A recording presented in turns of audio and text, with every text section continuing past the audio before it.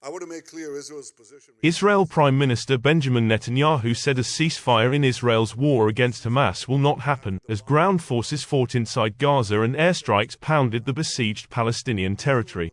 Netanyahu spoke to foreign press after telling his war cabinet Israeli forces were making systematic progress against Hamas in response to the October 7 attacks, the deadliest in the country's history. Israel's intensifying military operations have sharply heightened fears for the 2.4 million inhabitants of Gaza, where the Hamas-controlled health ministry says more than 8,300 have been killed. Netanyahu told the press briefing a ceasefire would amount to surrendering to Hamas, whose gunmen killed 1,400 people and took more than 230 hostages, according to the latest Israeli figures.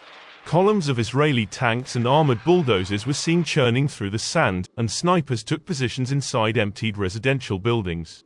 Airstrikes also cratered the road and brought down buildings, residents said, before the tanks withdrew from the area. The Israeli ground forces were supported by heavy fire from the air and artillery, with the army striking more than 600 targets within 24 hours, up from 450 reported by the military a day earlier. Hamas said it had fired anti-tank missiles at 2 Israeli armored vehicles and that blows delivered by the resistance have prevented Israeli troops from establishing a presence in Gaza.